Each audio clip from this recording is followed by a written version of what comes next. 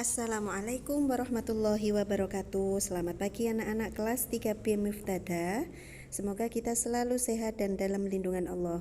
Untuk pertemuan kali ini kita akan membahas tema 2 subtema 3 tentang wawancara.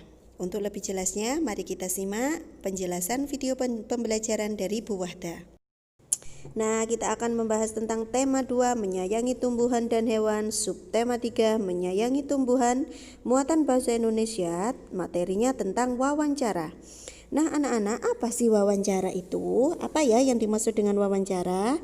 Wawancara adalah suatu cara untuk mendapatkan informasi dengan mengajukan pertanyaan kepada seorang narasumber.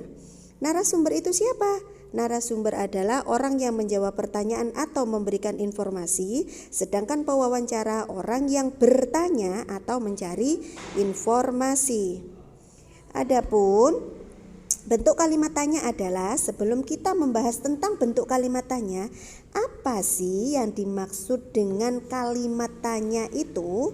Kalimat tanya adalah suatu kalimat yang berisi pertanyaan yang diajukan seseorang kepada orang lain dengan mengharapkan suatu jawaban. Adapun diantaranya kalimat tanya itu adalah apa? Bagaimana? Kapan? Mengapa? Siapa? Berapa? Dan di mana? Makna kata tanya. Nah, kita akan mengetahui makna kata tanya. Apa? Apa itu menanyakan benda atau keadaan. Bagaimana digunakan untuk menanyakan keadaan atau cara? Kapan digunakan untuk menanyakan waktu? Mengapa digunakan untuk menanyakan sebab atau alasan? Siapa digunakan untuk menanyakan seseorang? Berapa digunakan untuk menanyakan jumlah? Sedangkan di mana digunakan untuk menanyakan tempatnya. Nah, setelah ini kita akan membahas tentang contoh dari kalimat tanya. Contoh penggunaan kata tanya. Apa yang sedang kamu tanam? Bagaimana cara memupuk tanaman? Siapa yang membeli bunga? Kapan waktu yang baik untuk menyiram bunga? Berapa banyak bungamu di rumah? Mengapa tanaman harus ditempatkan di bawah sinar matahari? Di mana kamu membeli bunga?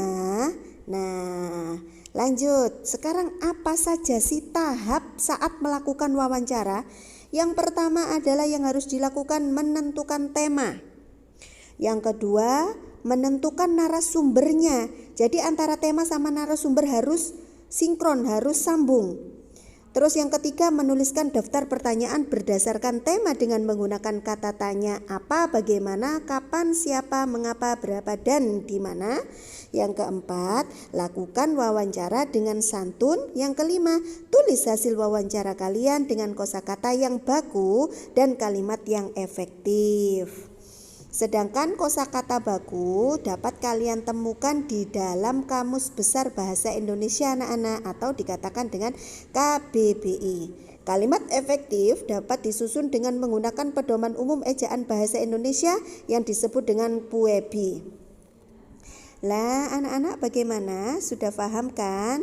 Insya Allah pasti mudah. Terima kasih. Jangan lupa subscribe, like, and share. Semangat terus belajarnya ya anak-anak. Assalamualaikum warahmatullahi wabarakatuh. Nah anak-anak, karena anak-anak dulu pernah melakukan praktek wawancara dengan orang tua tentang berat badan, pertumbuhan ya. Sekarang tugasnya anak-anak hanya menjawab soal yang berada di halaman 170.